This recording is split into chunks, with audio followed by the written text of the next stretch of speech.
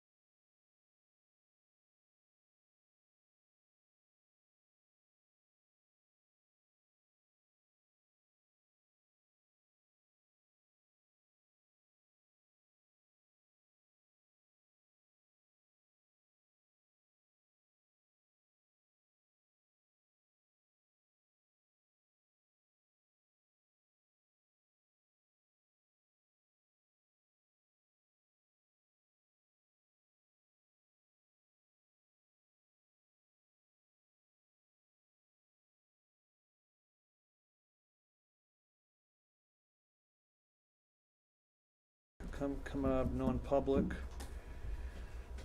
And we're gonna be going back into a non-public, at the end of this meeting, because we couldn't get everything done. This session is no longer being recorded. The recording has started. Please note that your storage is almost full. Please log in and delete recordings or purchase more storage from your account. Are we all set, Ernie? Okay. All right, so, public comment. Do we have any public comments?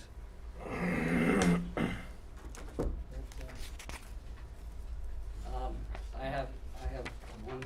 I will pass these out very discreetly at a distance. And Thank you.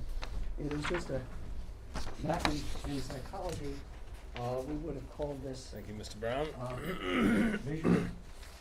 visual perception. That one wants to be yours. And the topic is, I'll be under 3 minutes, what's in the box and how we know stuff. And the answer is we work backwards from experience.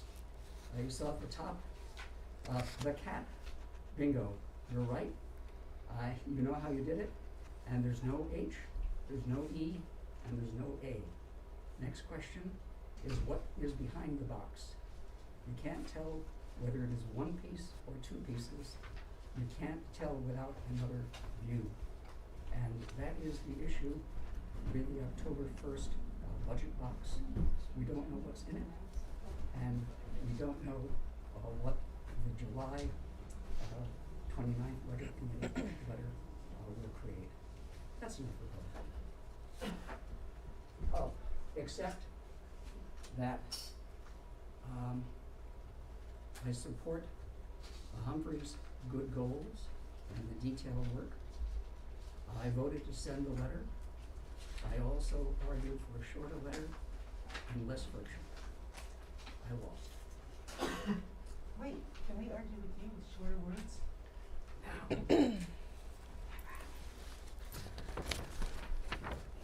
Okay, thank you.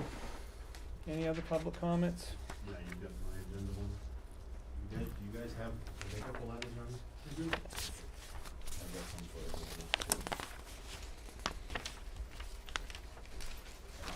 Yes, I know you know what it says. Thank you.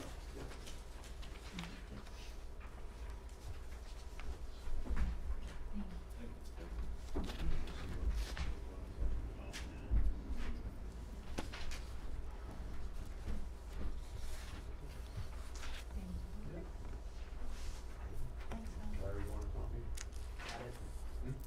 Okay. Good evening.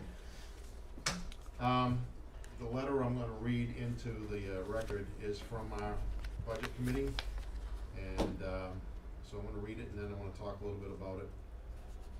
So it says, it's well known that the town of Milton has traditionally waited until nearly the last moment possible to present a town budget to the townspeople. This has resulted in an inability to hold any additional sessions for the public to be introduced to the budget and for them to ask questions out of the normal public hearings and meetings.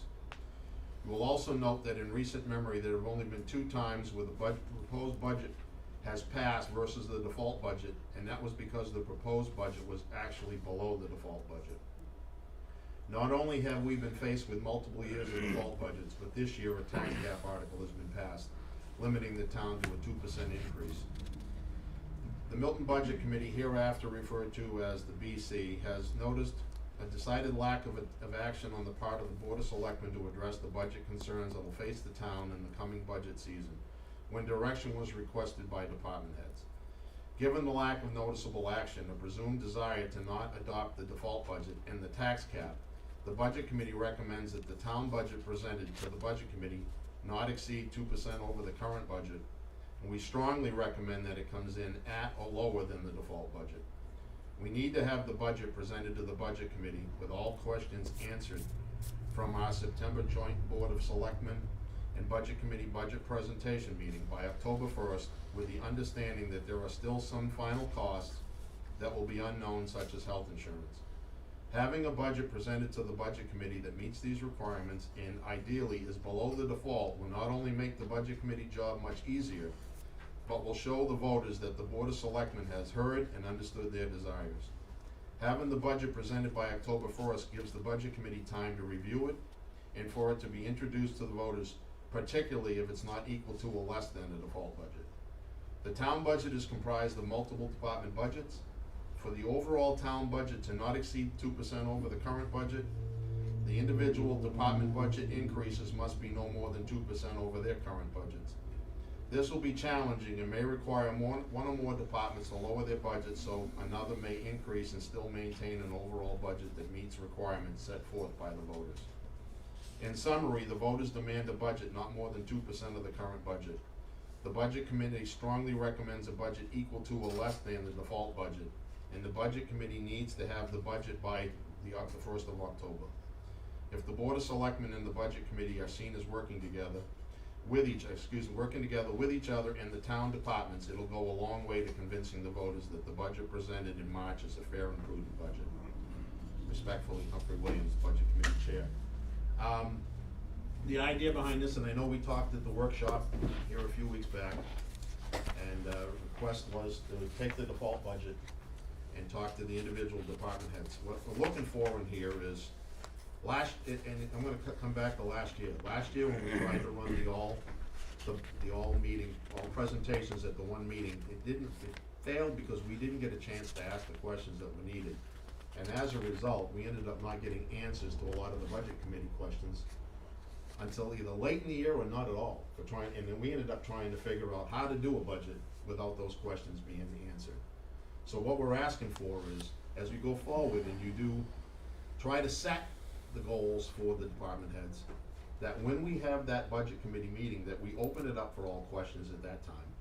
If it's done by the 12th or the 19th, it gives time for any open questions, and hopefully, if we're asking the questions during the meeting, we won't have any of those, or there'll be very few.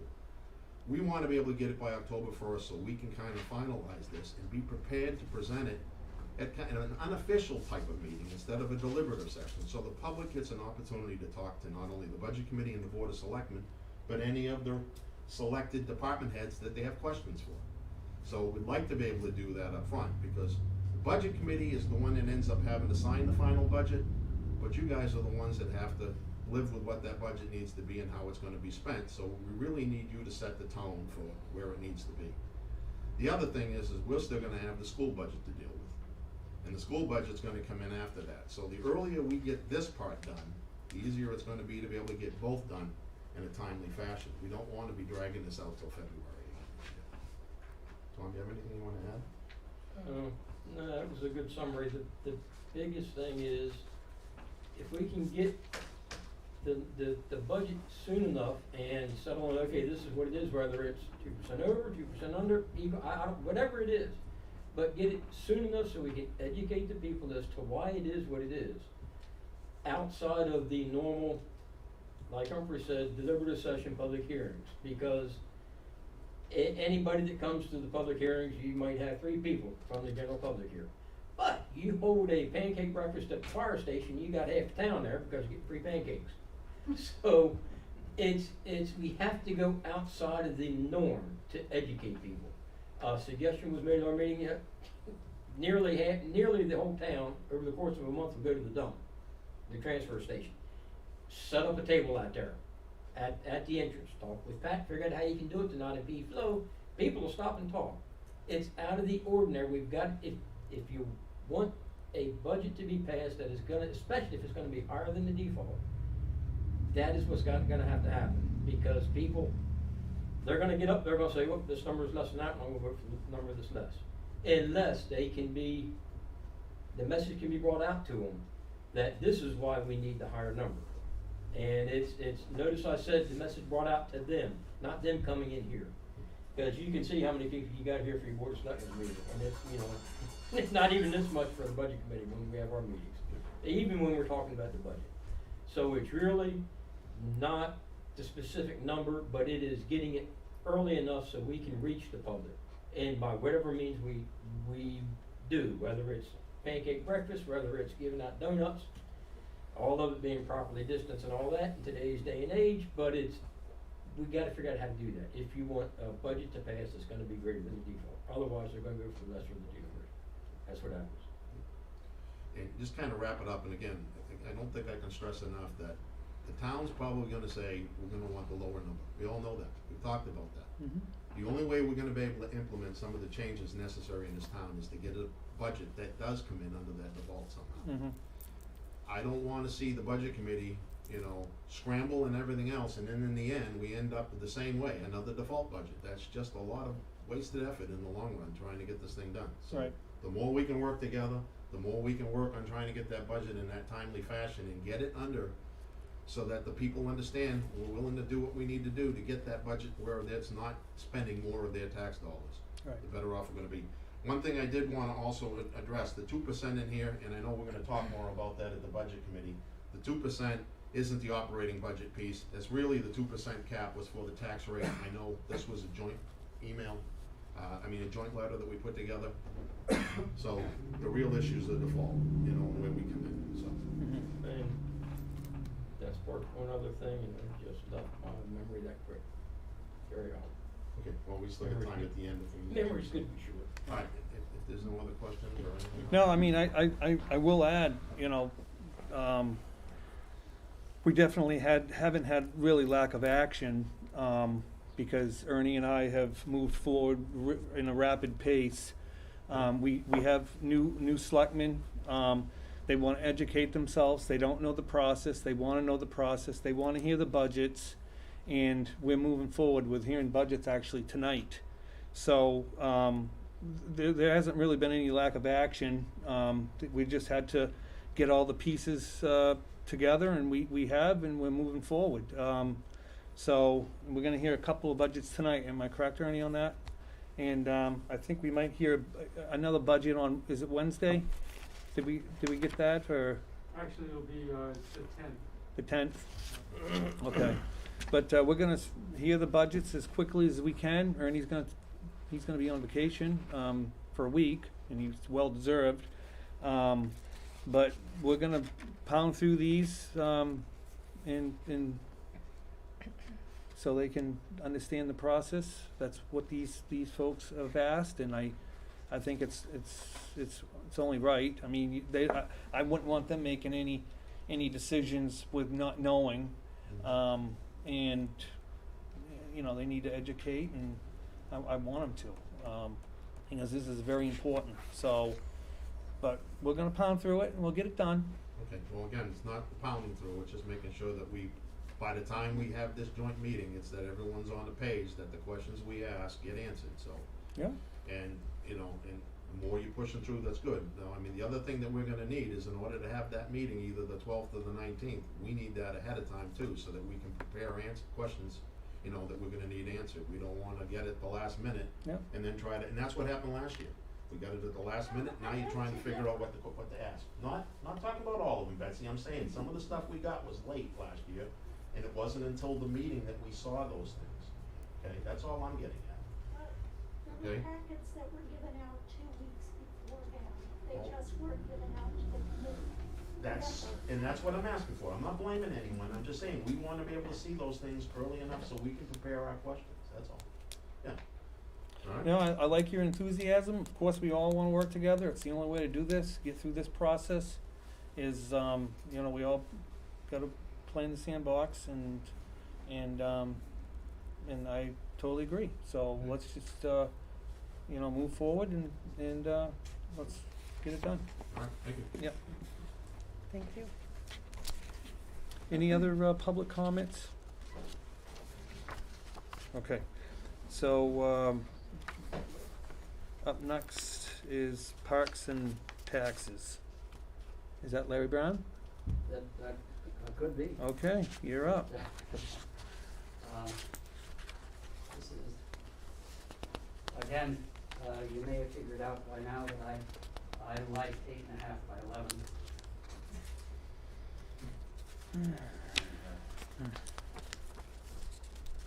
Thank you. Thank you. Thank you.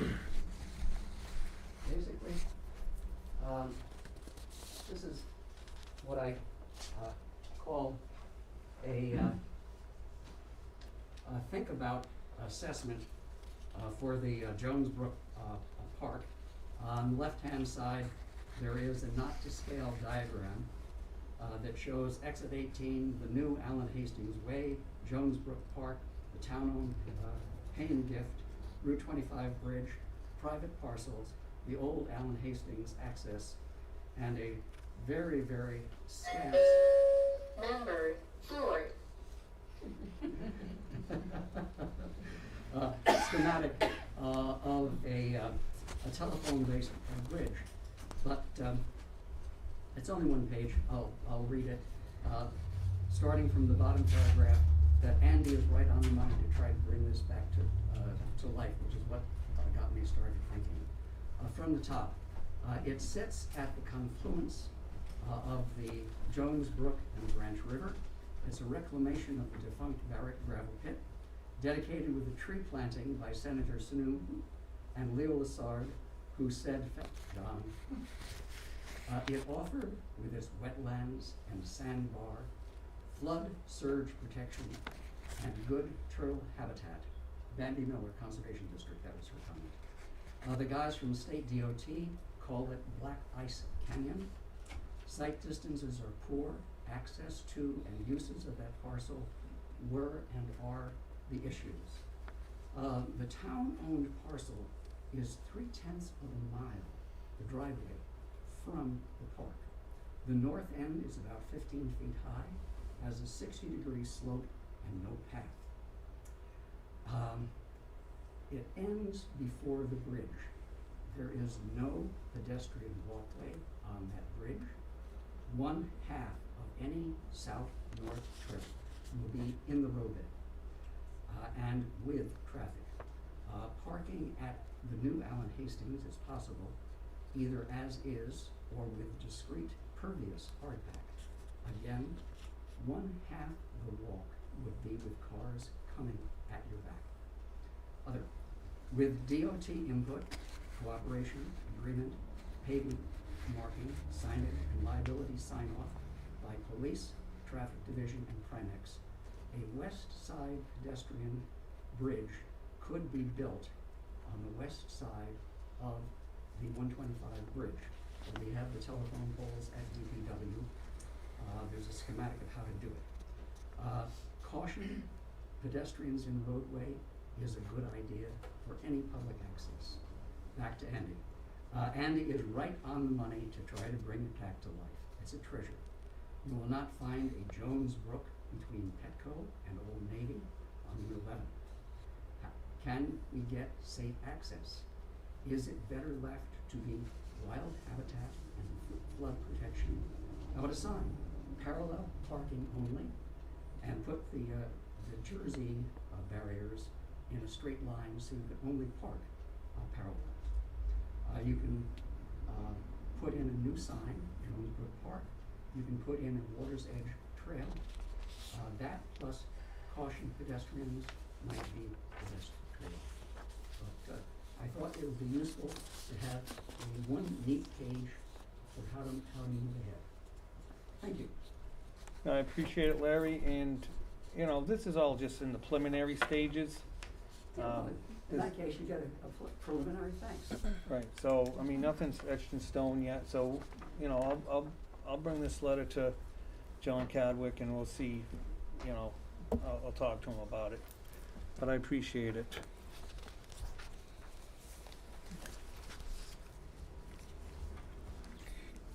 Okay, up next, old business, updates regarding the COVID-19 operational activities and plans. Do you have anything, Ernie?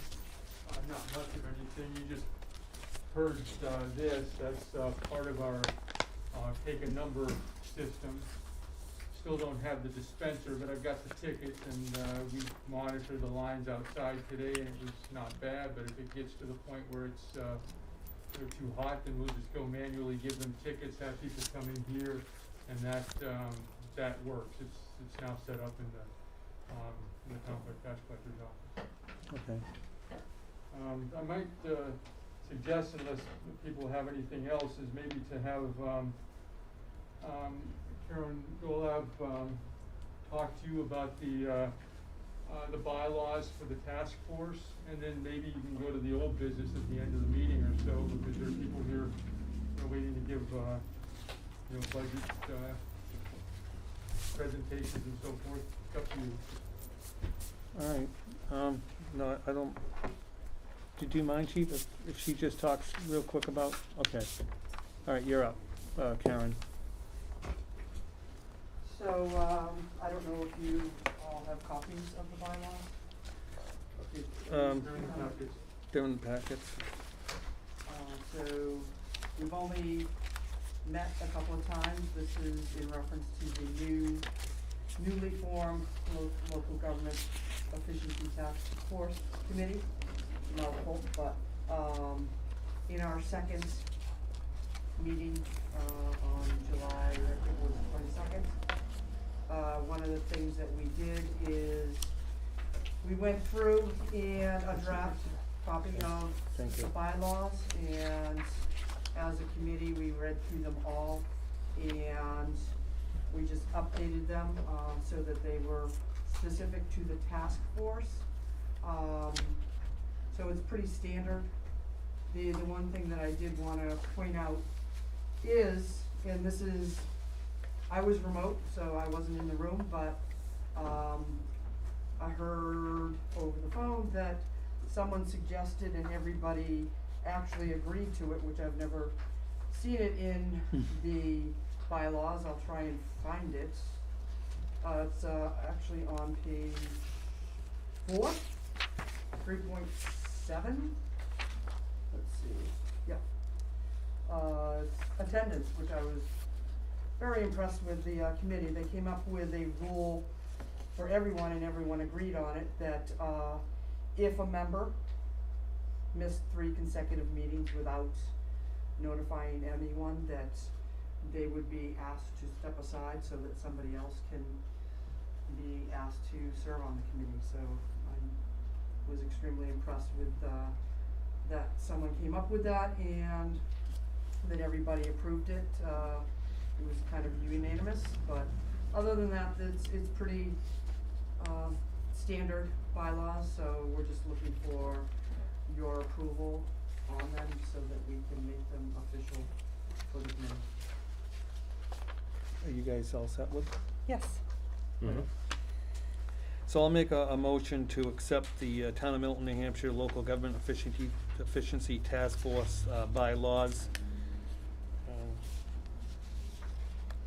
I'll second. All in favor? Aye. Aye. Aye. Aye. Thank you. You're welcome.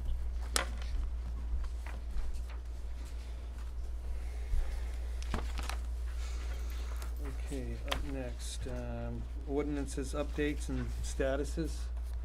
Yeah, Ernie? those are still, under review. The chief and I got together and talked about that, and, we'll bring something back to you at your next regular meeting. Okay. Status on the following tax deeded structures? Anything on that? Well, and I did put the notice in there for you. It shows August 27th is the date you can actually go out. The other 279 Charles and 20 Dawson, having legal counsel look at that entire process to make sure that we tax deeded them all correctly. I don't have any reason to doubt that we have, but, we can have Okay. problems Okay. if we don't do it right, so. Okay, and the schoolhouse roof repair, I mean, we gotta, the summer is ticking on, so we gotta figure out when we're gonna be able to get that taken care of.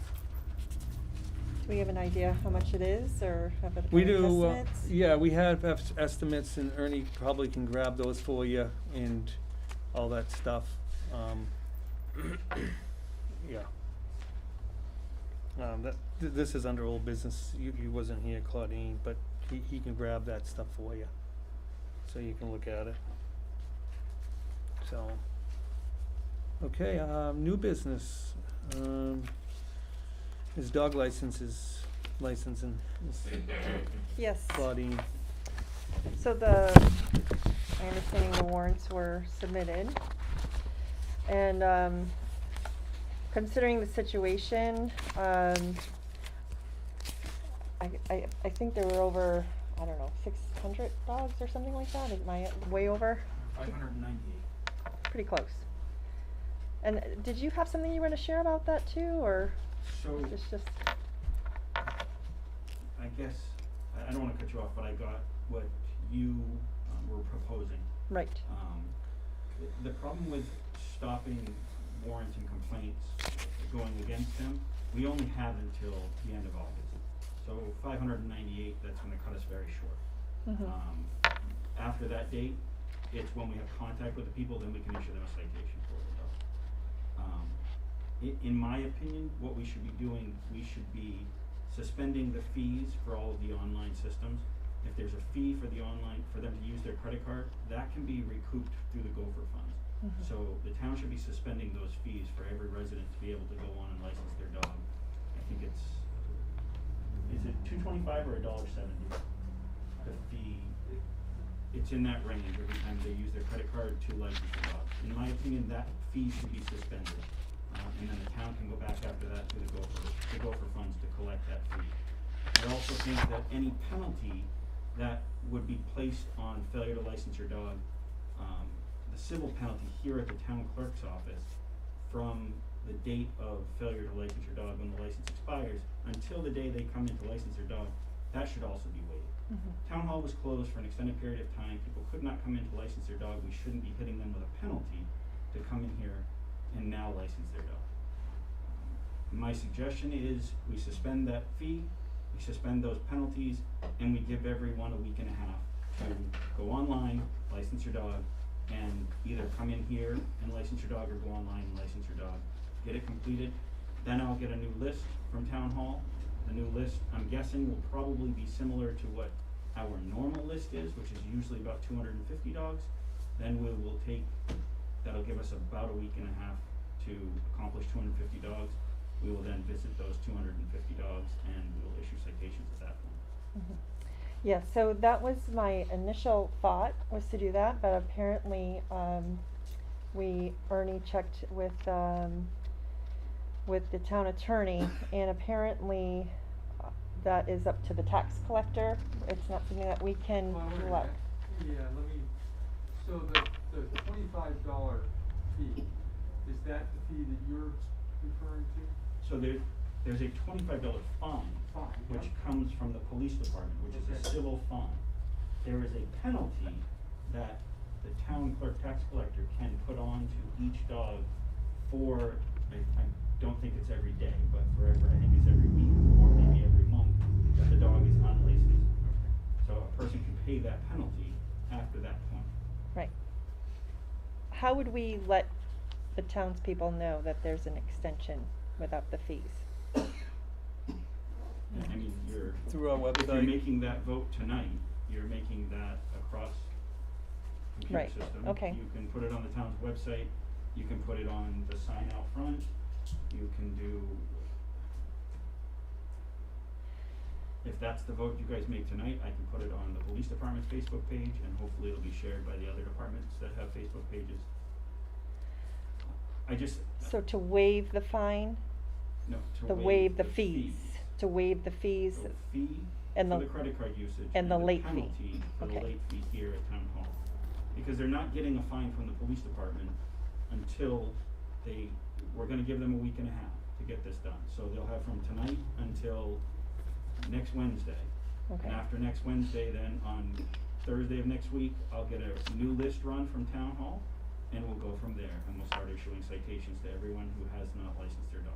okay, I've then given them the expansion back and said, look, we pulled away all these fees, pulled away the penalties, and you still didn't license your dog. We've given you plenty of opportunity at that point to take care of it. And if you're not gonna take care of it at that point, you're probably the people that we deal with every year that don't license their dog. Mhm. and are we able to do that, or is that up to the tax collector? No, that's, well, I'll have to talk with her about that piece of it, but I believe that since it's, her option to do that, that's fine. I think what, was being questioned was if any of these fines went to a state agency or anything to that effect, and I don't think that's the case. Mm-mm. No, Any civil fine that's issued by the police department when it comes to dog licenses only, that ordinance comes here. Okay. For them to pay it. They have 15 days to pay it here. If it's not paid within the 15 days, then we write a warrant and then they have to go to Rochester District Court. No, we can do it, Yep. cause it's through the town of Milton, it's not Okay. through, you know, the state of New Hampshire. This is our own Right. penalty. Well, and $10 is paid, I just thought that $9 for an where there unsupported, was $7.50 for. so much uncertainty during that time and people weren't coming, that we allow that opportunity, so. No, I agree. Yeah, I'm on board. I don't know, that would have to be something, I know I think there's discounts for There's discounts for seniors. for seniors, and I think there's a discount for a kennel license. So there's different ways that they can Right. license their dog. Right, yeah, I don't see the fee for actually registering it using the online payments, but. There is a fee, There because is. it would cost me $3 with the 2 dogs, so we're not gonna have Right. the fees. Okay. It's a credit card fee, I Mhm. believe, and then the late fee. So, I'd like to help somebody if we can, maybe seniors or somebody that's out of work and they can't afford their dog license, you know? well, I'm hoping that it was because of what's happened with everything closing down, cause that was supposed to be paid by April 30th, and I believe the town office was He goes closed. through this almost every year. I'm sorry? He goes through this almost every year. Yeah, but I mean, 600 dogs sounds It's a lot, our and that's a numbers are lot for them usually too. 250 to 300. This So- is a double this year, and just looking at the list, there's people on the list that have never been on the list Yeah. since I've been looking that list over. Yep. Obviously, there are people that are on the list every single year that we deal with every year. Okay. But the people who are on the list that are new to the list, to me, it says that there's other reasons why they're on this list, and it's not because they don't wanna license their dog. It's, in my opinion, it's probably because they didn't wanna pay. I'm one of those people, I'll go stand in line before I'll pay $3. Sure. Well, and I for think the credit also card. because it was closed, and I think it just may have lapsed over time, people forgot. So, and we can extend this for a week, is that enough time, you think, or? I think if you extend it for a week and a half and there's no fees for them to do it when they go on the online system, I think you'll see a large number of people use the online system, because then they're not paying, as Mr. Williams stated, he paid $3 for 2 dogs. So if they're not paying $3 to register their 2 dogs, and they're just paying And the late fee. the $15 or the $18 for their dog, then you're probably going to get a lot more people that are gonna license their dog in the online system, or they're going to drop it in the mailbox outside and get it done a lot faster. There is one other thing to add, the senior discount's not available if you do it online. Oh, Doesn't work. okay. Have to bring that up with Michelle. And if you have So- multiple dogs, you do it each time. All right, thanks, chief. We'll Thank just you. decide, so what do you guys, what do you think about waiving the penalty and the fee for a week and a half? Yeah. Absolutely. Mm-hmm. Okay, Yep. all right. Do you have a motion, or do you want me? Yes, I have a motion to waive the late fee and the penalties using the online service until, starting today through August 12th, I think is Wednesday. Mm-hmm. Am I right? Okay, do you have a second? Yeah, I'll second that. All in favor? Aye. Aye.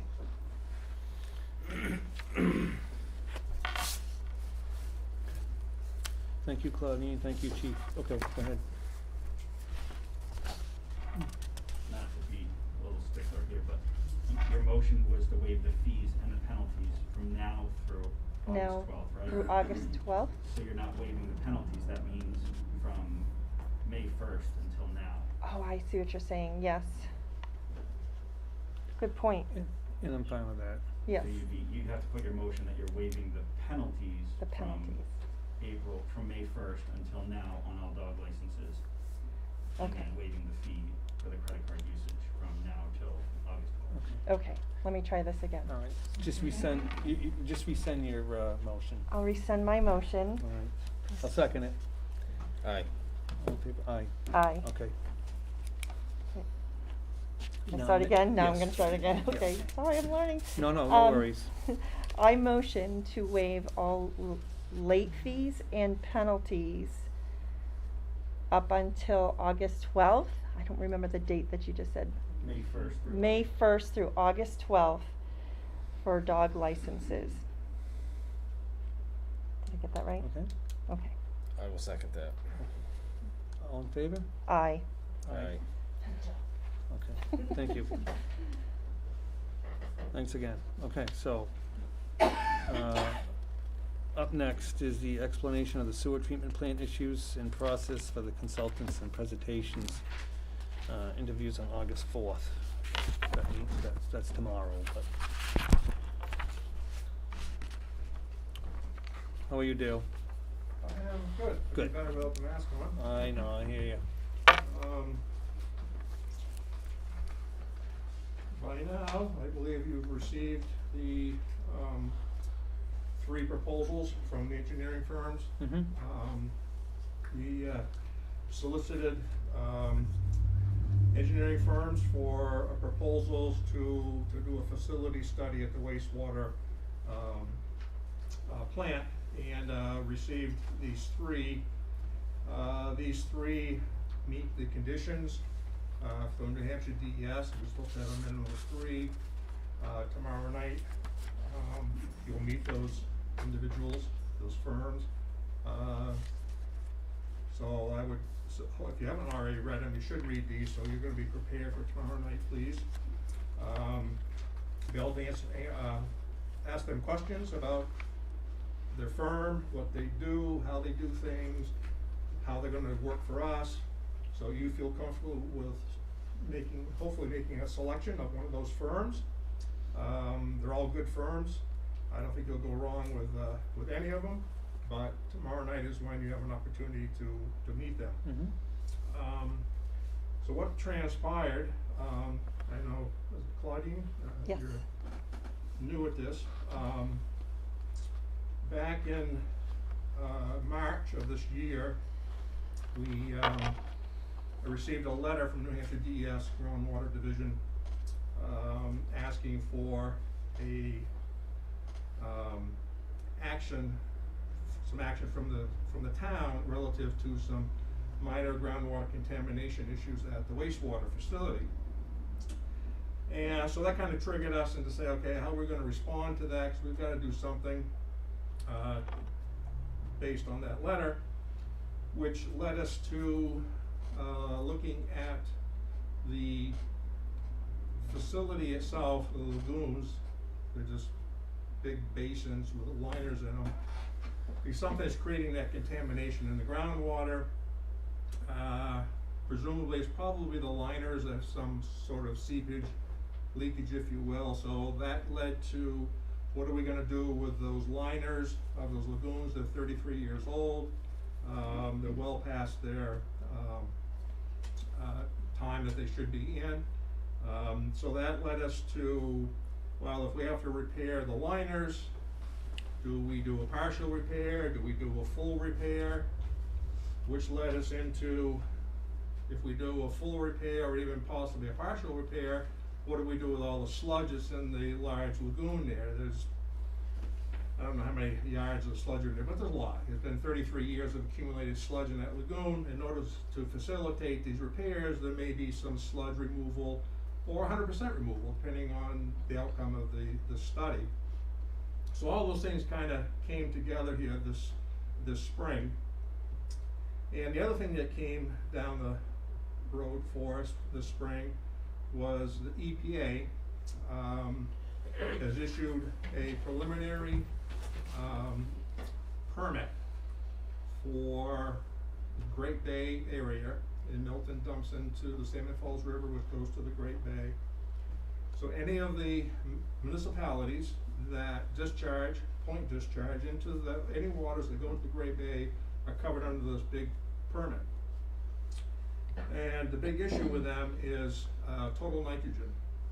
And there's all kinds of nitrogen, but it's basically where they're lumping all the nitrogen together. And because they consider, EPA and DES both consider that the total nitrogen is impacting the Great Bay estuary. Some disagreement with that from many other parties, but that's their premise. So that whole thing is probably gonna get argued out in court, I would think. But what it does is puts limits on the effluent discharge from the Milton wastewater facility. Currently, we cannot meet that limit. Once that permit came out, I started doing some testing for total nitrogen. And I think I've done, I have my notes here, but I think I've done 15 tests since that came out. And I've passed, according to their rules, passed once. So we said, well, let's throw that in with the engineering analysis to figure that's gonna be a major stumbling block for the town in terms of future growth. Because if we're already over capacity on total nitrogen, how are we gonna add any more houses and businesses and that sort of thing? So we kind of threw that in there and said, well, if we're gonna do that, let's let the engineering firms kind of look at the overall treatment plant itself. Do we do some minor tweaking of it? Do we have to go to a much bigger scale, a whole new plant, or something in between? So that's where we're at right now with all of this what you're gonna see tomorrow night.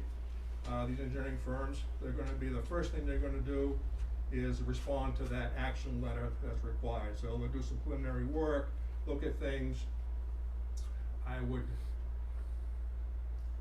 think in some of my discussions with them, probably since the levels of contamination are so low and erratic, there's not a nice slope up, they're kind of bouncing around, is that we're gonna probably ask them to,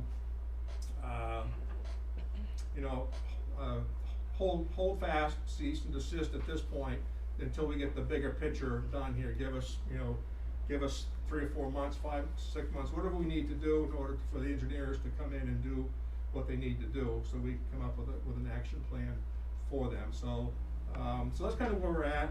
If there are any questions, I can answer them, but I just wanted you to be prepared for tomorrow night. Like I said, all 3 of these firms are excellent. Yeah?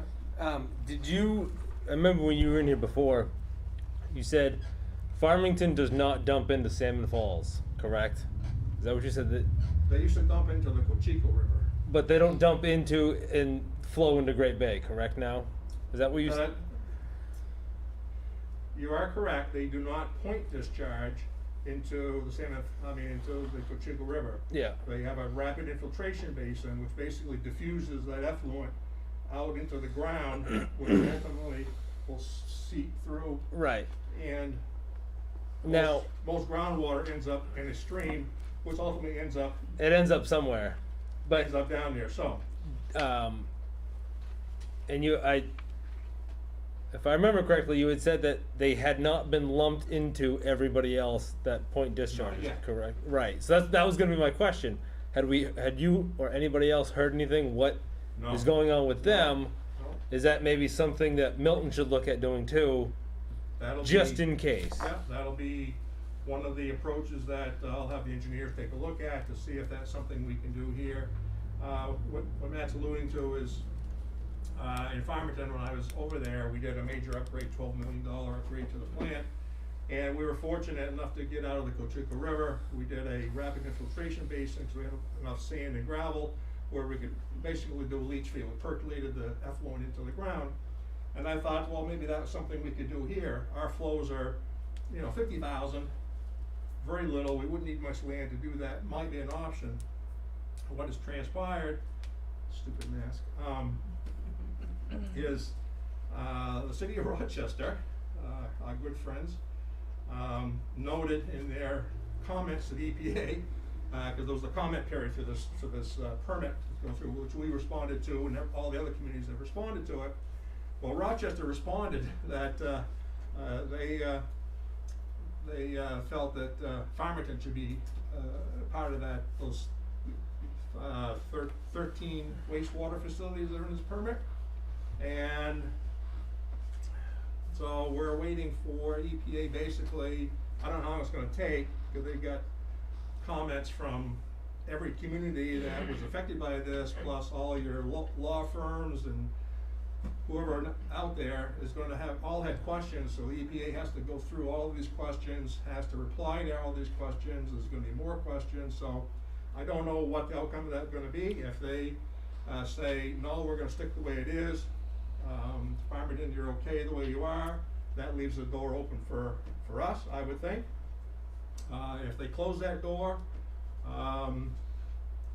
that's something we'll have to check out with the engineers to see if it's still feasible. We gotta have some land, we gotta have gravel and sand to do it with, but, so that's certainly one option that's probably be available to us. Get out of the river altogether if we can, so.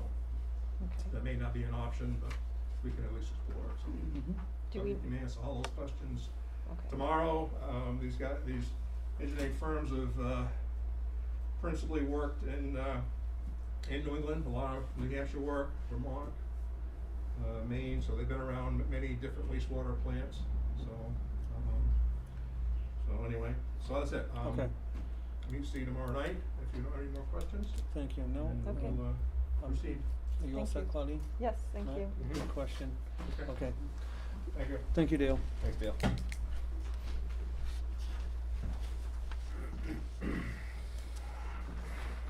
Okay, so up next, we're gonna get right to the budgets, library. Betsy? I want to start by saying, I agree with Tom and Humphrey that we should be educating the townspeople. Because the thing that I keep on going back to, that while we're talking about making sure that our numbers stay within a certain parameter, that we also really should be letting people know that every dollar spent is based on services that this town wants. You know, that if the plow guy doesn't hit your road, and you're saying, well, you know, my tax dollars, but if you, are voting for a deficit number, you're not getting enough crew to plow those roads. No, good point. So, I've got a whole packet that I gave you guys, and you will have in good time. And I'm not gonna go through each piece of paper, but I did include the past 3 years, the annual reports that I submitted to the town annual report, and I also wrote up a mid-year check-in, because obviously this year is a little different than past years. I have the spreadsheet, and I also had I wrote a short narrative explaining my thinking, because not everyone is a spreadsheet person. So, based on that, I am asking for a 2% wage increase for each employee. And I broke down the employees, because if I just did a 2% off of the total, it actually doesn't give you the correct number for 2% of each employee, if you follow me. Which is also, you know, to what you were saying about each department only having, you know, staying within that 2% parameter, that we may wanna look at that, you know, as far as the numbers don't always add up correctly. So you'll see at the very bottom here, I am asking for more than 2%, but we'll get on with it. So last year's budget process, the budget committee looked at previous year's numbers to come up with the numbers for the upcoming year. Last year's oil costs are about $1 per gallon more in 2019 than this year. However, I asked for last year's based on this process. The telephone line, I've also asked for an increase. Right now, the library receives free internet from Atlantic Broadband, but my average upload speed is about 7.5 Mbps's, and the download is 18, which is way lower than the average. I did contact Atlantic Broadband, and they quoted a price for the next level of service of $89.90 per month for 3 years, and so I added that into my request. And again, this year, I'm asking for a circulation desk computer, and that's in the technology line. So last year's library budget was about 1.33% of the overall town budget, and accounts for roughly 24% per thousand of the mill rate.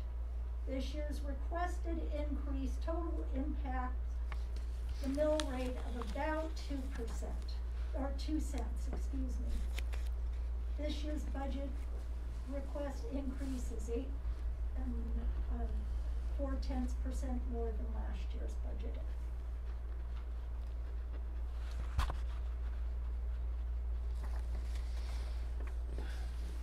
Okay. Do you guys have any questions for Betsy before I do? Nope, I don't have one right now.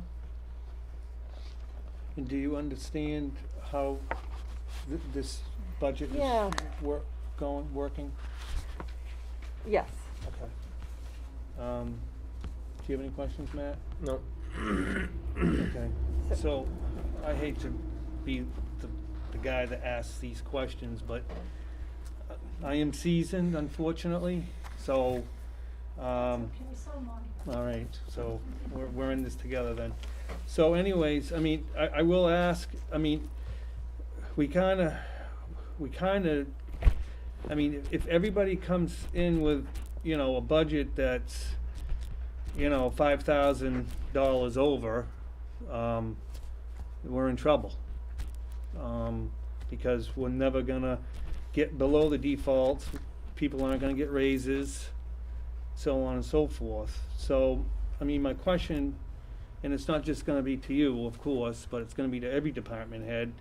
I mean, where do you think you could, if you had to trim this up, where could you trim this up to where you think, I mean, it's been a tough year. I know, you know, the library technology is what people go there for, is to be able to use computers and so forth. I mean, do you think, would you, I mean, cause that technology line is bringing you up, you know, $1,500. Telephone's coming up 1,000. Is it possible to check with somebody else for a telephone too? That's, the telephone line is the internet increase that I Right. was looking at. Yeah. No, I know. I understand that, but I mean, Is it possible to check with- Broadband is the only game in town that I'm aware of. And I will tell you, well, anecdotally, that the DSL line, the download and upload speeds are even slower. yeah. No, I have. Well, I mean, at my house, I use Consolidated Communications, which is Fairpoint. It used to be Fairpoint, or Verizon, what it used to be. I don't know how it works. I mean, I don't know how it works with like the town itself. If they have a contract with Atlantic Broadband and they have to use, everybody has to use it. But like I said, I have Consolidated at my house, Milton Mills. So. Well, like I said, this year, for the past, well, I've been in the library for 14 years. And we've never paid for internet. Mm-hmm. it's my understanding that Verizon's trying to get in and work with libraries and maybe coming up with grants, so I'm not done looking, certainly.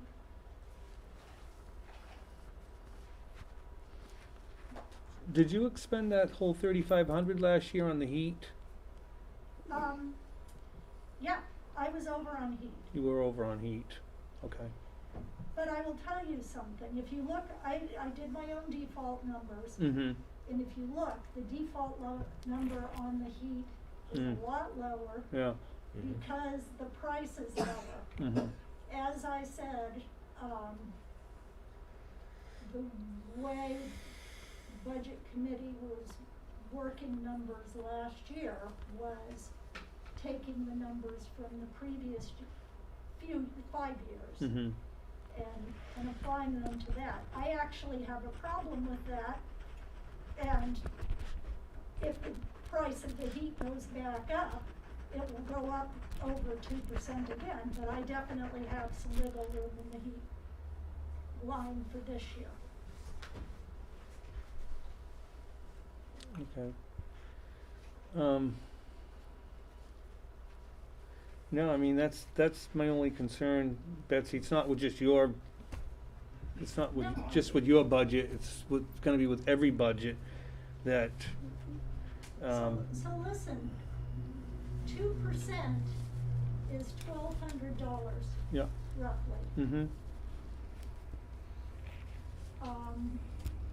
That means maybe no one ever gets a raise, you well, know, I wouldn't necessarily say that, or well, we never get another computer or something like that. But I Mhm. mean, if what you're saying is that we're just going to take 2%, and I think, correct me if I'm wrong, that when Chief Kraus was asking for direction, this was part of it.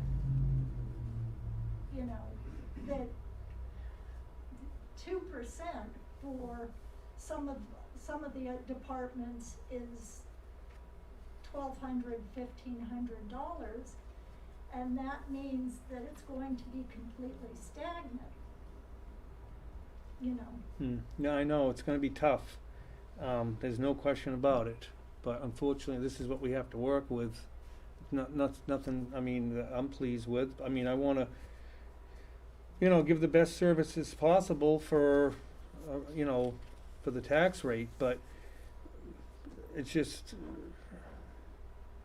you know, I mean, we'll take a look at this, I'm not gonna do anything tonight, I wanna. Oh, no, and I didn't expect. Sure. I was just asking you if there was, you know, if there was any room here that you would feel comfortable, you know, if So- you had to skinny anything up. That's all. What I will say is I was over last year on my budget, Mm-hmm. and I know it could be said by some in this room that it's because that I hadn't budgeted correctly, but it also tells you just how lean my budget is, and I'm not the only one. Mm-hmm. But I mean, so I'm an hourly employee. If I have a couple of weeks where I have to be in the library for whatever reason for more than 18 or 20 hours of those weeks, 2 or 3 weeks like that, that blows the salary line, Mm-hmm. you know. Okay. Betsy, the cost from MetroCast, was that with the $50 savings for the town? Honestly, I don't think so. I could ask. You should ask that question because the town gets a $50 savings because you get they take the free internet costs off of whatever your whatever package you buy. So if when you called in they didn't document that you were a municipality, then they probably didn't take that off. So that'll decrease some of that cost for you as well. When it comes to purchasing the new computer, you really shouldn't be purchasing that out of your budget anyways. That should be purchased out of the CIP line for town technology. All right, well, that probably cleans up a lot. No, and I was actually gonna talk to Ernie about the, about your internet line anyways, because, you know, we just signed into a new contract, so I was gonna talk to him about it, but you guys already did, but we'll look into it and for that, or if you want, or you can too, Alright. but, all right, well, thank you so much, Betsy. We'll take this under advisement, we'll look at it and I just gotta get together with Ernie, cause after we hear all the budgets, I don't know if we're gonna just, cause we don't, unfortunately, we don't have a whole lot of time, but I'm not comfortable just sitting here and start picking this apart without really analyzing it. So I don't know if we're gonna, you know, have everybody come back in. I just don't know how much time we have, that's the issue. Well, I think that's part of what the meeting is on, in September.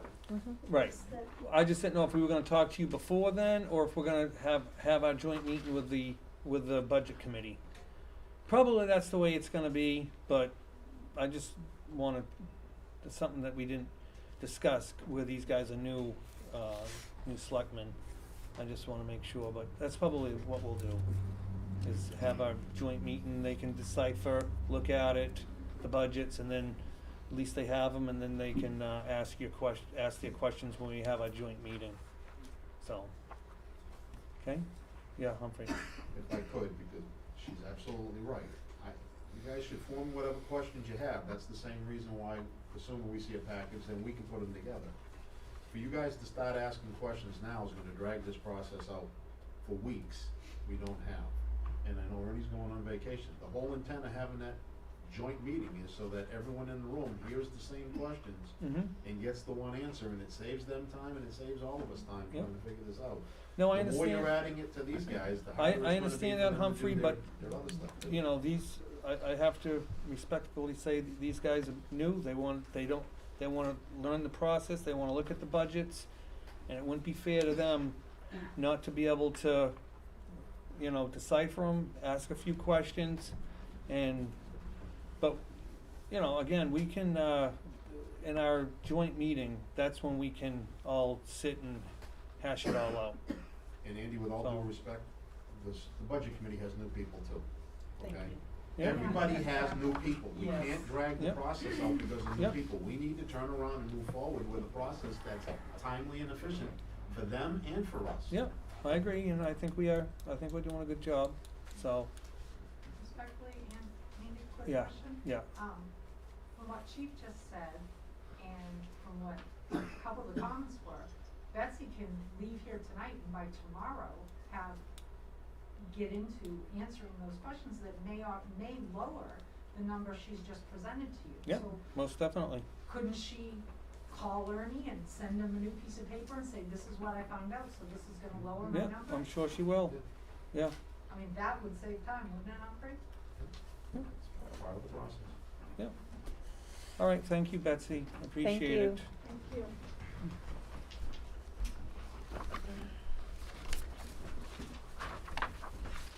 Up next, Chief.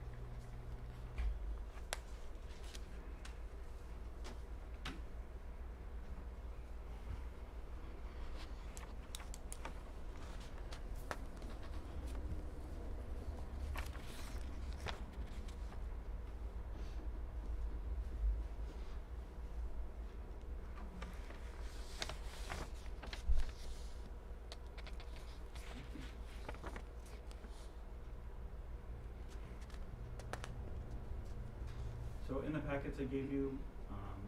You'll have the handout in the front of the packet. You'll have the staff study that I did for the budget committee for 2018. I didn't change the staff study because I felt that the numbers from 2017 and 2018 were fair numbers for what we have for average calls. I didn't think it was fair to use an outlier year of last year where we were at 11,000 calls, which is a statistical anomaly for us. I don't think it's incorrect numbers for the 11,000 calls for service. I think it's just that we are documenting our calls for service better with the MDTs and the cruiser. So you'll see the staff study in there as well. And then at the end of your packet, you'll see the slideshow. Thank you. So as you can see in the graph, 85% of the police department's budget is for personnel. The rest of the items that we have within our budget are 15% of the budget, and when you take out the vehicle lease and you take out fuel and you take out the cost for prosecution, we are left with a significantly small amount to do everything else. First line is full-time salaries. Full-time salaries are a step increase for all of the full-time patrol officers. It is also pays for the overtime, shift differential, court pay, and holiday pay. That line has a $1,788.60 increase over the 2020 default. This is the salary breakdown for your next page.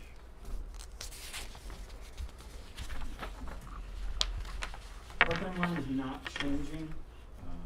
We are going to correct the rate of a part-time employee next year, so that way we can compete and hopefully not have to replace a part-time officer. But that line is not going to increase once the line is used next year. Used up, it will be used up, and we just won't have a part-timer for the balance of the year if we use all of $12,000. Administrative assistant line, that line has the 2% merit and the 1.7% COLA increase to increase $865.80 to a total of $47,665.80. The administrative assistant is not is outside of her current rate is outside of the current police department step plan. Longevity, the longevity line has been with the police department since 2009. In 2014, when the warrant article passed, it changed from all employees getting it to just the administrative assistant, because the administrative assistant was not part of the 2014 warrant article, which corrected the pay issues we were having for our officers. That line has no change in 2021.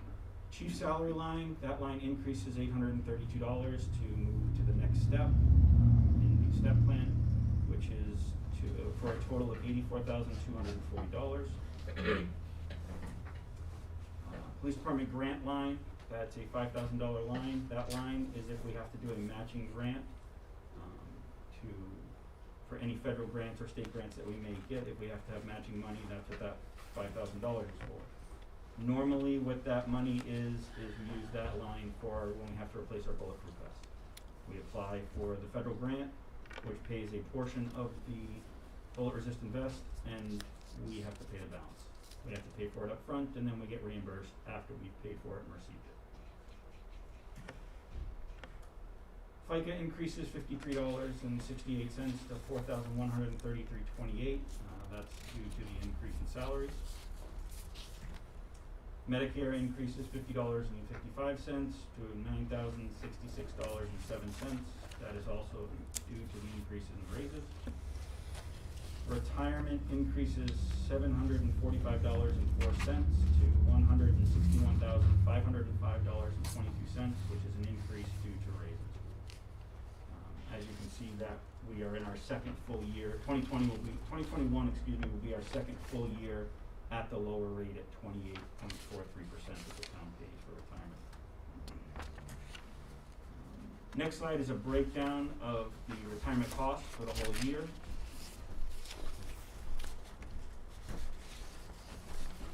police department training is $5,000. There is currently no change in this line. My expectation is that this line is going to need a significant increase depending on what comes down from both the Governor's Council and the Police Academy. Currently, with the COVID situation, we have not had the ability to get officers into the Police Academy for training. So most of their training this year will be either online or training that we pay for to send with other agencies. There is an online training that I will be having all of the officers do, and it costs $225 per officer for them to do that online, 8-hour online training. So that is going to take a chunk out of that training line. That training line is also used for our yearly firearms training to purchase the ammunition for the training, as well as purchase any ammunition for sending the officers to the academy. Which that ammunition has changed and is a little more expensive because it has to be 100% lead free. Hiring and testing. Again, this line has not changed, but this line is going to need to change in the near future. The cost, depending on what comes from the Governor's Council and what comes from state legislature, this is going to increase probably dramatically. Our current costs, we can get 2 tests out of the way we do our medical and our psychological testing, depending on what comes out of the Governor's Committee and the state legislature. I'm expecting this to increase probably 3 times over per employee that we have to hire. Uniforms is $6,000. That number has not changed. We're still in the same boat we were in last year of needing this line to increase because officers are still in the boat where we have to wait till the end of the year to be able to change and replace their uniforms that are having issues because we have open positions. So when we have open positions, we have to wait until we can fill those positions to be able to supply our officers and know what money we have for the officers that are still here to be able to put them in new uniform and new equipment that isn't. If it's not completely broken, we don't have the money really to fix it until we get closer to the end of the year. Legal services is not changing as well. This is $14,000. This is the contract through the Stratford County Sheriff's Department. One of their deputies prosecutes for us as well as prosecutes in multiple other communities. This allows us to save a large amount of money. If we had to hire our own town attorney to prosecute for the police department, or if one of my officers inside the building had to do our prosecution for violations, ordinances, and misdemeanors, it would take the officer completely off the street. Contracted services, that is going up $293.50 for a total of $24,044.50. The reason why contracted services is going up is because we are expecting a 5% increase in our dispatch services through the county, and we are also expecting a 5% increase in the IMC server, which is our records management system licensing cost. I did decrease my postage usage down to $700. Just looking at historical data, it looks like $700 is probably where we can be and be safe. Legal ads and notices, I don't see a reason to increase this at this point, but if we have to change that due to the way that if we have to make changes to some of the ways that we have to send out our hiring processes, that line may have to increase in the future, but at this point I'm not increasing it. Veterinary and professional services is still set at $100. This is if we locate a domestic animal that is injured and requires medical treatment, we take them to the emergency vet, and this is a placeholder until the owner of the animal can be located, and then it would be requested for reimbursement to the town or to the vet. Mm-hmm. Electricity, I am actually going to decrease this line. In doing some research in the building and doing some research on our costs, I believe I can bring this line down to about $6,000.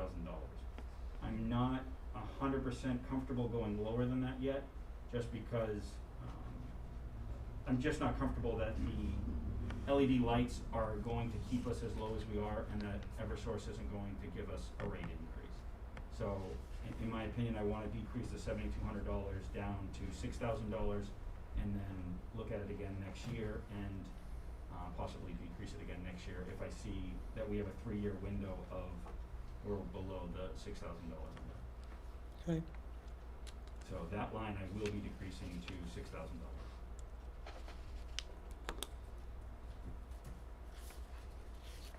Heating is currently at $3,000. I did not make a change in that line. $3,000 allows us to fill the tank to make 2 complete fill-ups. Last year we spent $2,100 on heating. Telephone is $3,700. That pays for the in-house phone system for the police department. It also pays for 2 cell phones for the cruisers. I know contract is over with Bay Ring, correct, next month?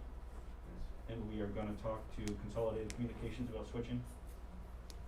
So when we do speak to Consolidated Communications about switching the whole town away from our current phone system, or our phone provider, there are a few things that I wanna add to the police department. We need a couple of extra lines.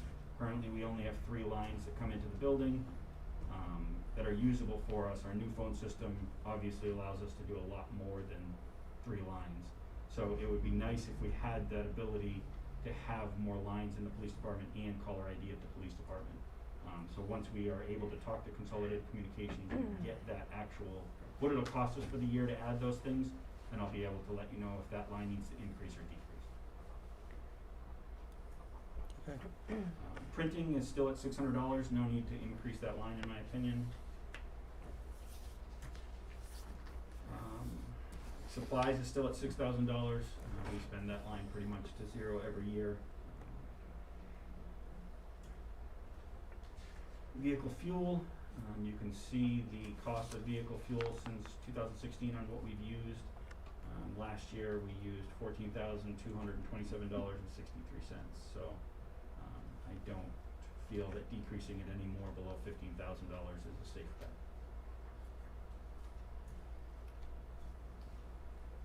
Vehicle maintenance is still at $6,000. I don't see a reason to increase or decrease that line. As long as we have a town mechanic, we are saving a significant amount of money. And as long as we are doing the leases, we are putting newer vehicles on the road at all times so that we are getting rid of them and recycling them before we have the large overall cost for maintenance. Cruiser purchase lease, this is the 3rd payment of the 4 lease payments that we need to make on the 3 frontline cruisers. That's still at $31,000.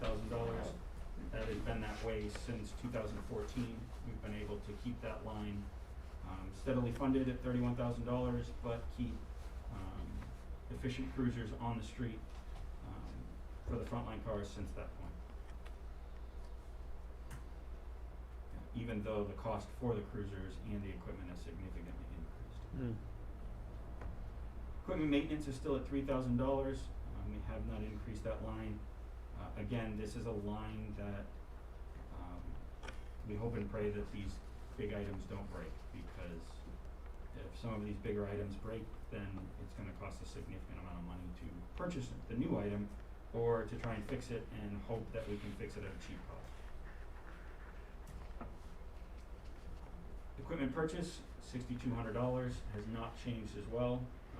You can see that I've showed some of the cost for portable radios, our tasers, body cameras, firearms, both the duty weapon and the rifle, the optic for the rifle, and the cost of the shotgun. Those are some of the items that are on the officer every single day, and they are out in the elements just about every day. The shotgun and the duty rifle are obviously locked into the cruiser, but are being banged around in the elements inside the cruiser all day long, the entire time the cruiser is on the road. Equipment lease is still at $4,600, no reason to change that line. Mileage and travel, $1,100, no reason to change that line. We do our best to make sure that all officers are using cruisers anywhere they have to go. But unfortunately, there are some times when that is not available. Subscriptions and dues, $750, no change at that line. Miscellaneous is $1. Educational incentive is $4,500. You can see the breakdown of how that is given to officers that may have a degree. Total budget is $942,946.15, which is a total increase of $4,329.17. But when you take the $1,200 out of it, it's $3,100 increase, which is you'll see in the spreadsheet that it's a 0.05% increase, but it actually, when you take the $1,200 out, it's about a 0.03% increase in the overall budget. Okay.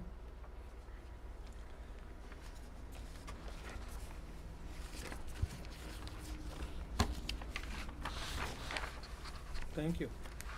Yes, thank you. Any quick questions?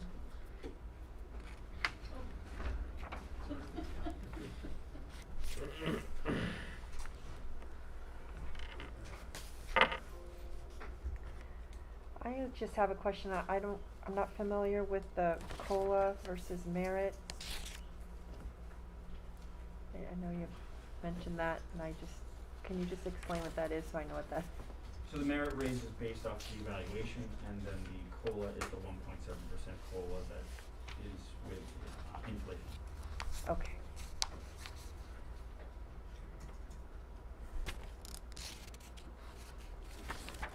Yeah. You got any questions, man? No. Okay, Chief, thank you. Thank you. Good job.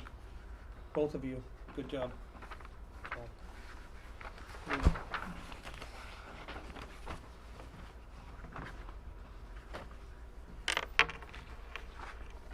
You guys want my new total? Sure. After I take the 1,200 out.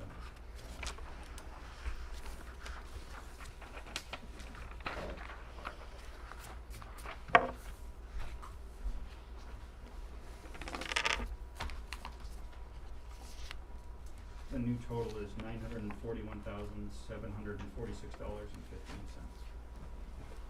It's an increase of $3,129.17. Okay.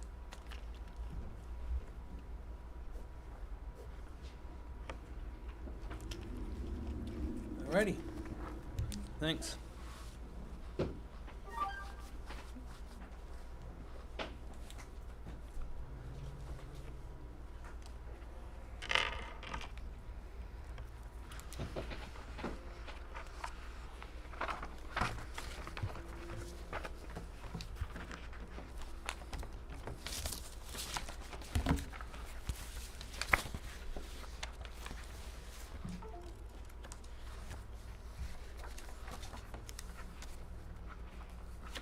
Aaron, do you need this for anything? Okay, up next is the proposed employees' travel policy, COVID-19 travel policy.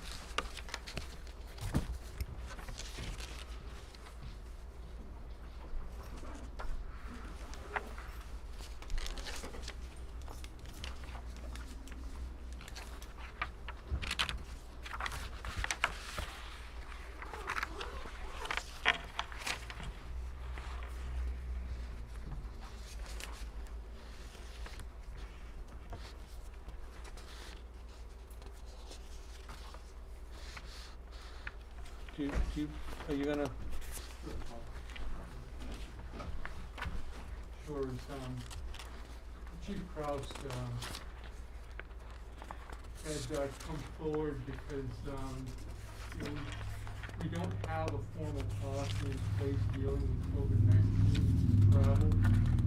And it's something that we are going to need. It's something that, we had a situation come up with, at this point where, you know, we have people that have scheduled vacations or did a while ago, and, you know, with the different, things happening throughout the country, different pockets of, COVID-19, other states that are more high risk than New England is. If we have people that, do go on vacation, you know, there are a couple of things that, you have to look at. We don't have a formal policy, and as the chief pointed out in, some discussions that we've had, there is no formal, Department of Labor standard, anything that says that, we can keep people from going on vacation, you know, where they can go or what they have to do when they come back. We have, recommendations from the governor's office on how to deal with it. It's called the Safer at Home Standards. So in order to, you know, safeguard people and also to keep people in work when they don't have to be out of work, the chief had put together a draft policy that that he will have as an SOP, assuming that you go ahead and approve it tonight, and that we would have the policy in the general personnel policies that would define exactly what the policy is. And I'll just go down through it really quickly. And, you know, I don't want to take the credit away from the chief, because he's the one that actually wrote this policy, but the purpose of it is in light of the concerns about the emerging health crisis associated with the current coronavirus COVID-19 outbreak, we are implementing the following protocols to mitigate concerns, protect our employees, and prevent contagion. This policy applies to all town employees. Guidelines, business travel. Under the original Executive Order 2020-04, and as continued to the President, non-essential out-of-state travel outside of New England by municipal employees for official business purposes is suspended. B, personal travel. 1, employees traveling outside of New Hampshire, Maine, and Vermont, while doing so, use public transportation, bus, train, airplane, cruise ship, are asked to notify their supervisors of the destination dates and mode of transportation for the travel, including such travel of any close family member with whom the employee has close and regular contact. Such supervisors are asked to forward such information to the town administrator. Employees that choose to travel outside of New Hampshire shall, upon returning to the state of New Hampshire, be required to receive a negative COVID-19 test prior to the return of work, or to work. The cost of such screening shall be reimbursed by the town of Milton. 2, employees traveling to high-risk states who are not able to work remotely may also be required to wear N95 or equivalent masks issued by the town of Milton at all times while working for the remainder of the 14-day period from returning to the state, even with a negative COVID-19 test. 4, positive test results. Employee will be quarantined until all state protocols are met. Employee will use emergency paid leave time under Families First Coronavirus Response Act. Now, just so, you know, there was, information about this floating around on the listserv for town administrators, town managers, and so forth, and also, obviously, the police departments. So, this policy is a little bit more definitive than the ones that were going around under those, listservs. So, I think this one is far more, effective than the one that, I pulled together based on those, because again, it takes a lot of the mays out, and puts in shalls. Again, chief doesn't like mays, I don't blame him, that's, good. This, is more definitive. So, if you folks are okay with this, I sent this around to department heads, I didn't get any comments back from anybody on this, so, just so you're aware of that as well. But this is a draft, and, you know, if you choose to adopt this, that will, at least put something definitive in the personnel policy, you know, as a policy statement with regard to COVID-19 travel. Do you guys have any questions? I do not. I do. So, first sentence it says traveling outside of New Hampshire, Maine, Vermont. Then you get out a little further and it says choose to travel outside of New Hampshire. So, are we just somebody goes and spends a weekend at their camp in northern Maine? They gotta go and they gotta have a test. I mean, I'm fine with it. Just under B number 1.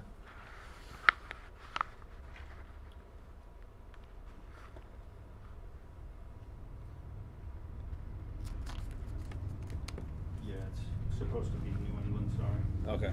All right. Well, are we doing New England or just New Hampshire, Maine, and Vermont? So initially, it was New Hampshire, Maine, and Vermont because our numbers were significantly low and there's not a problem, and we cross over those state lines almost daily anyways. Yeah. But I think Massachusetts can probably be added to that because Massachusetts' numbers are staying low, they're not having spikes, they're not having any issues. Okay. And I know we do have a lot of business travel to Massachusetts as well. So, in my opinion, I think we could add Massachusetts. I don't know that I would add the rest of anywhere else past Massachusetts. I think I would just keep it to the 4 states. Mm-hmm. But I think it just makes it a little easier with that. I think anybody that flies outside of Massachusetts and takes public transportation, they should probably get the negative test and they can come back to work. Mm-hmm. Okay. So that second to last sentence is gonna read. Returning to let's see, Any employees who have traveled outside of New Hampshire, Maine, Vermont and Mass. yep. Okay.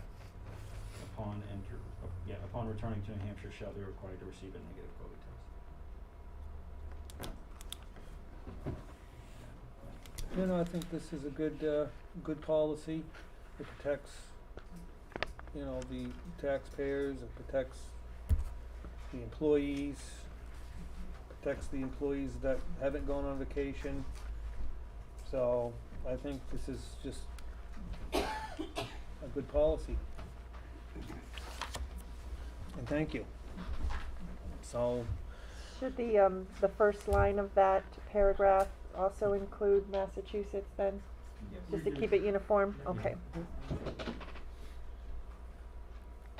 you all set, Matt, with this? Yep.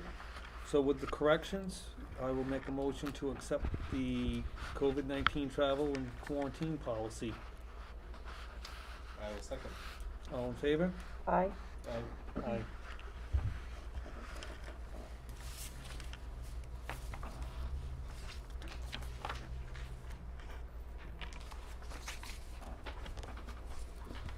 Okay, on to the minutes. Did you guys read the minutes and are you all set with them?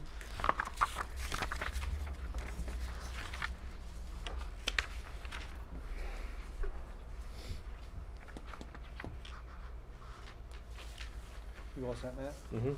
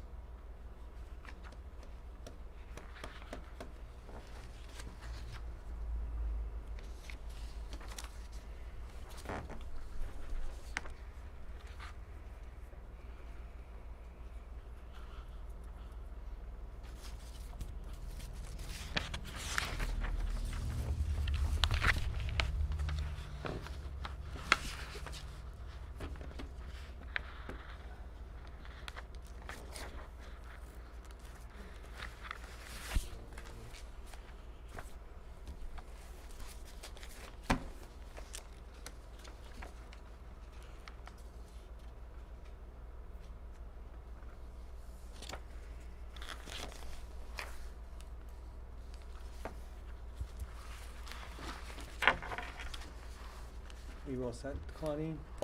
Yes, I am. Okay.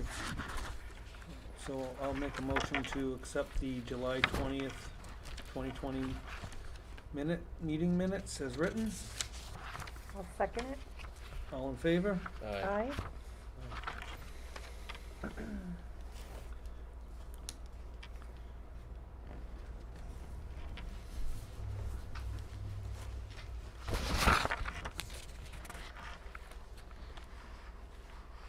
And on this non-public, on the very last page, did we already take care of that, Ernie?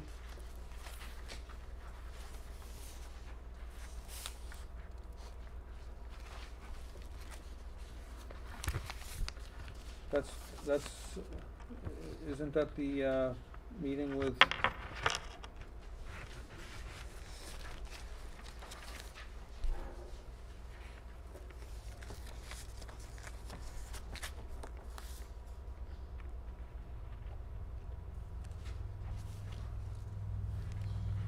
So what was the question? Well, were these already sealed? These were not sealed, no. They weren't? Okay. So, are you all set with them? Yes. Okay. Matt? Okay, I'll make a motion, to accept the public session minutes for July 20th. I'll second. All in favor? Aye. Aye. Aye. Okay.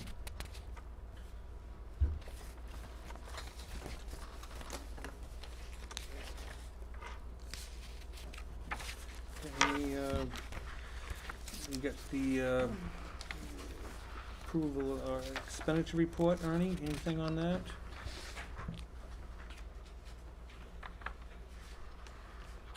You have them right there in the packet. Yeah, do you have anything for it, or I'm all No. set with it? No. Okay.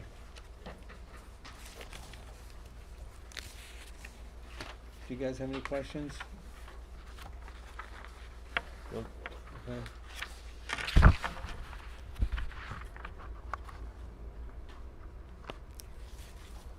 And we're in good shape with the expenditure report.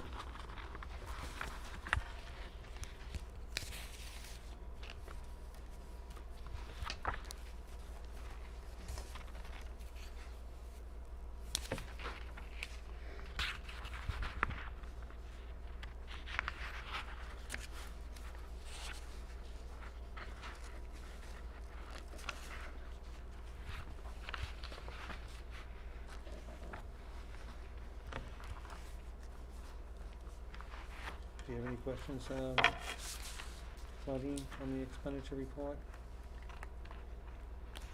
I do not. I think this is just a cell thing here.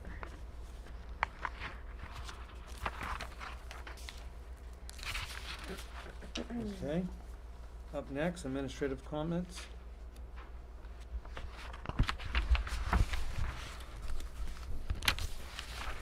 One thing that I will say is, you see we've got the new camera system up. Everything worked with the exception of actually having the presentation go straight on. So I'm gonna have to look into that. We're going to try to get into it, and we're going to focus the entire meeting at that point, trying to get tech assistance. So anyway, I'll just look into that. I just wanted to let you know in case you got any comments on it. And we got about, we got started with the chief's presentation here. And I went to camera 3, which is the one that's directly to the screen. It should work fine all day today. We tested it. And for some reason, it didn't work this time. So we'll Okay. figure that out. But I'm sure Yeah, we'll work on it. it's a new system, there's gonna be some quirks to work out, but thanks, Ernie, for all your hard work on getting the system up and going, and, so that's that. Select board comments, do you have any comments, Claudine? I know, is this a good time to talk about the email system, or is that something that we're gonna bring up another time? Just to have a uniform system? Yeah, I mean, if you could, I think if you'd rather have me prep people for it, that's probably better. And, Okay. All right. It was just, you know, to be in compliance with what we've been learning of the, I'm sorry, can you speak up? we're just talking about having like a uniform email system, so, to be compliant with the, is it the 91A? The 91A? Yeah. Yeah? Yeah. So if that's something that we can have for the next time, maybe? sure. And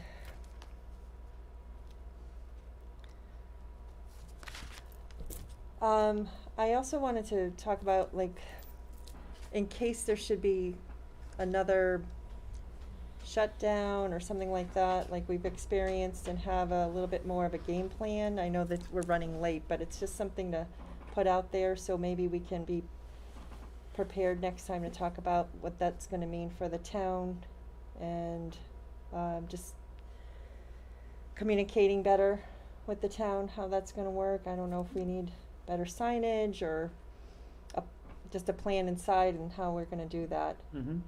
I think, obviously that wasn't something that we had prepared, but apparently there might be, so we want to be able to have something in line for that. Mm-hmm. So, Okay. Yeah, no, we can go over our, you know, what we have in place right now and see if it's, you know, if we can make anything better or, you know, change anything, and yeah, it's good stuff to talk about, so. well, I yeah. think it definitely with communication with the town, so, how we do that, Mm-hmm. some suggestions perhaps. Yeah. Good idea. Thank you.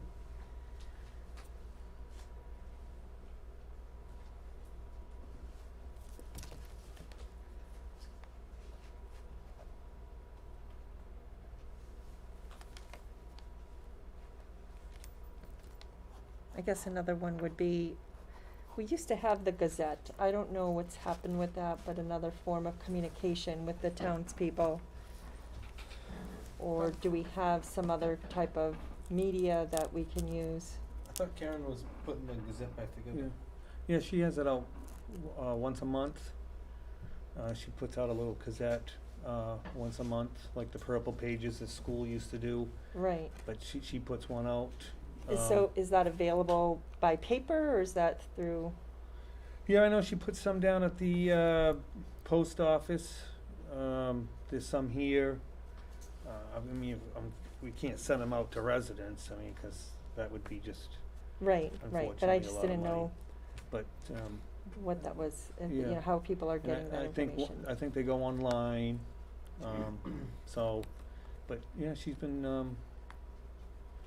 There's probably one coming out due soon. So, am I correct on that, Ernie? No, I don't know. I think the last one was put out in, somewhere around April or May. I don't think there's been one put out on a monthly basis. Okay. I'll double check, with her to see when the next one is supposed to come out. Okay. All right. Okay. Thank you. Anything else, Claudine?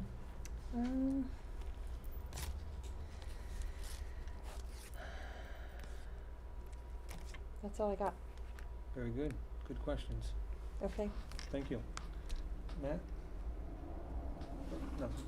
No, the only thing I have was I was approached by Chris Jacobs, wanted to know if, you know, you guys planning on being at the next election. I know probably Claudine you are, 'cause you do all the yummies there, all Yeah. the food. So, so you'll be there, I'm sure. Yes. And I don't know if you are gonna be there, Matt, or? If I can be, I will be. Okay. All right. Yep.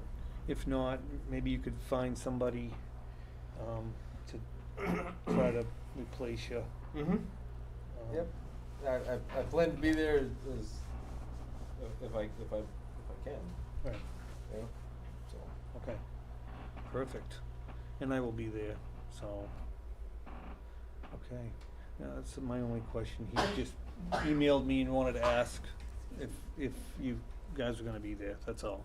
All right, does he have a proposed plan that, for the elections, or Well, will he be bringing that to the meeting here, or is that just something he does on his own? or- Yeah, I mean, he's the moderator. He, as far as I know, they're gonna be at the school, right, this year? Yeah, so they're gonna be at the high school. So, and, I mean, they'll get all the, you know, how they're gonna set it all up is amongst him and, so, but it's at the school. Okay. Okay. And so that's all I have. Any other business before the board?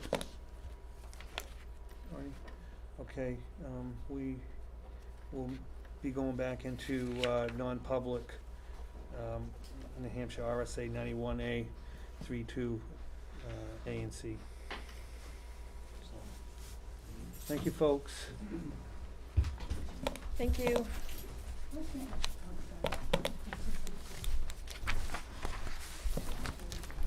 Don't forget that Bob Carrier, has been available.